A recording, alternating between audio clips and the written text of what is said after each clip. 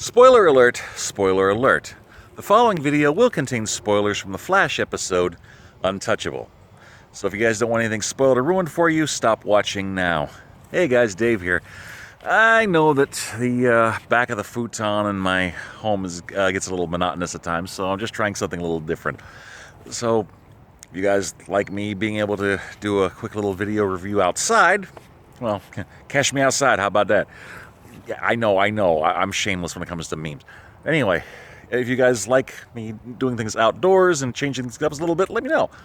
Anyway, last night I didn't get to watch The Flash when it first aired. I was out late with a friend, got to catch Justice League Dark, and that was a freaking fantastic movie. I'll have to do a review on that soon, too. But anyway, basically what happens is Barry starts training Wally to try to become faster so he can handle Savitar. They go on a race throughout the city.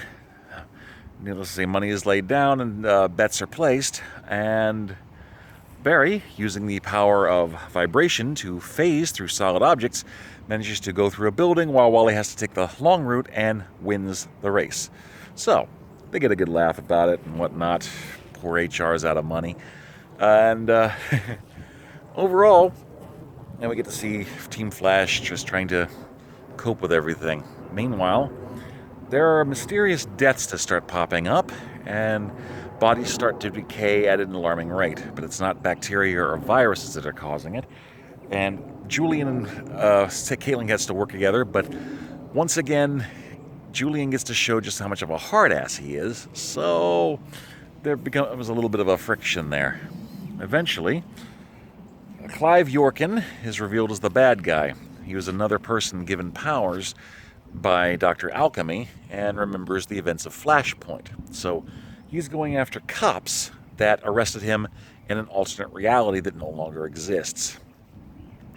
Needless to say, things start to get a little bit rough when they start to put the pieces together. Meanwhile, Joe wants to get the family together to see his current girlfriend and her daughter, who apparently has a huge crush on Kid Flash. Not a bad thing, and it's interesting seeing them talk about who is better, Flash or Kid Flash, and Joe doesn't want any part of it.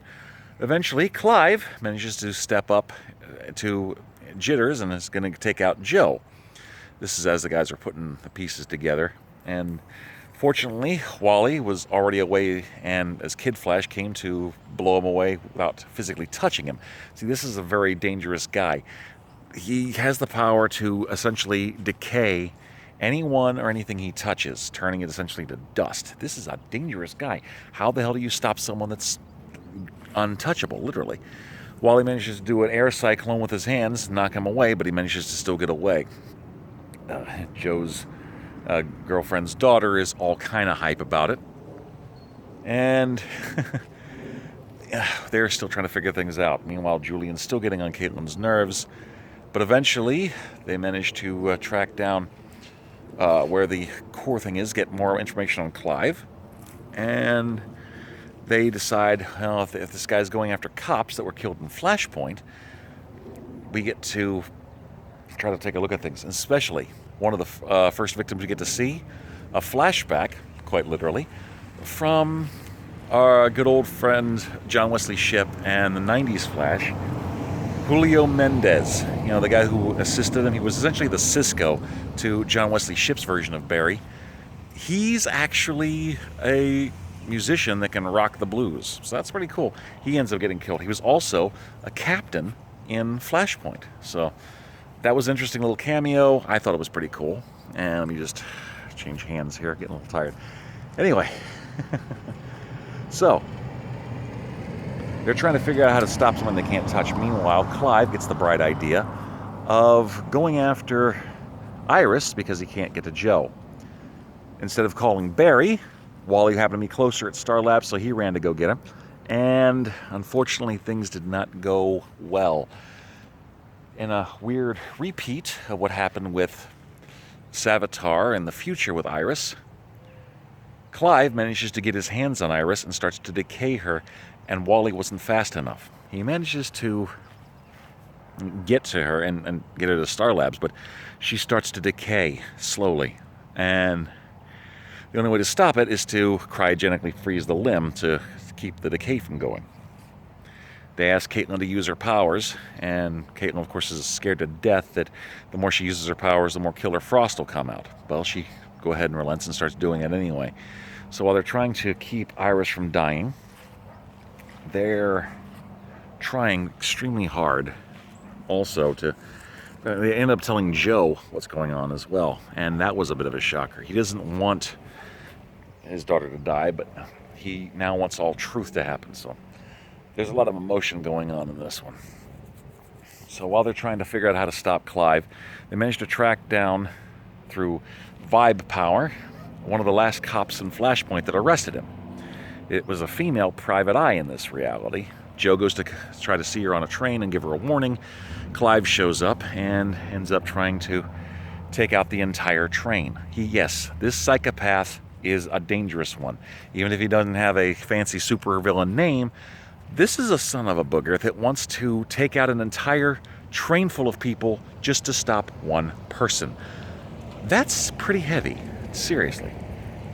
So, he manages to decay an overpass down to where it's blocking the train tracks. All hell's about to break loose. Barry and Wally manage to get there in time, but the only way to stop it is to attempt to phase the train through the rubble. Now, Barry's been trying to teach Wally how to phase, but he just doesn't seem to get it. But Barry decides to step up, and he vibrates the entire train through it. Wally's still unsure, but while they were trying to check things out for Clive, they figured out that a speedster's blood can actually counteract the healing, or counteract the necrosis that Clive has. So if it can somehow get a speedster's blood into Clive's body, it'll turn his powers off. So, Wally, very unsure of himself and never being able to phase before, cuts his hand, gets it bloody, and phases through the bad guy, neutralizing his powers. He may not have been able to do it before, but he was motivated and he stepped up, and he saved his sister thanks to finding an antidote for it. So it was pretty heavy. And meanwhile, when there was a time when they were trying to save Iris, Killer Frost did start to come out, and she was starting to want to let Iris die. This was some heavy stuff there. Well, Julian, in a moment of humanity, actually says, look, I was weak when I was Dr. Alchemy. I let him possess me. I let him use me. You're stronger than this, Caitlin. You can fight it. So, in a less than douchebaggery moment, he actually manages to get through to Caitlin and bring her back instead of Killer Frost. There were some good developments here. I mean, Wally's starting to learn more about being a speedster. Julian's starting to become more human, and Caitlin even decided to go out with her for drinks with him. Now, I hate to say this, Caitlin, but don't get in a relationship with Julian. Not only is he going to get on your nerves, but you don't really have a good track record for that. Sorry, just being honest. Anyway, and all's well that ends well. Clive is arrested and his powers turned off. The epilogue has Wally trying to vibrate through the practice wall that Cisco had set up. And here comes Jesse Quick through a portal. And it looks like this is setting things up for the next episodes. It's going to be a two-parter. What's happening is it looks like Harrison Wells from Earth 2 has been kidnapped by Grodd, and he's being held in Gorilla City. So Jesse comes to our Earth to find help. Unfortunately, we're not going to get an episode of The Flash on Valentine's Day. At least not a new episode. We got to wait 2 more weeks, and then we're going to get a two-parter of going to Gorilla City to try to rescue Harrison Wells, or Harry, I should say. So it's going to be interesting. And overall, I mean, it was a good episode, and I like the parallels that they had with Wally trying to save his sister from Clive. That was similar to Barry trying to save Iris from Savitar. So that's very good to listen. It's a hard one for a speedster to have to listen to, but overall, it was a good episode. You can kind of call it a filler, but it was an important filler. I mean, it actually did have good development. Joe's starting to be happy for the first time. Julian actually showed a human side. Caitlin's starting to branch out. So overall, it was a good episode. And I'm sorry I didn't get to see it the first time, but like I said, when you're suffering from insomnia at 3 in the morning and it's on demand, why the hell not? Anyway, what did you guys think of it? Please like, comment, subscribe, share, pass this bad boy around. And if you like me doing outside shots and doing things for my reviews or whatnot, let me know. Who knows? Maybe one day you guys will see an arrow rant on the outside. Also, I want to thank everybody. I'm now over 700 subscribers, so thank you guys all again. I appreciate all of you thinking that whatever the hell I have to say is interesting. All right, guys. For now, I'm signing off. Dave, taking over. Peace.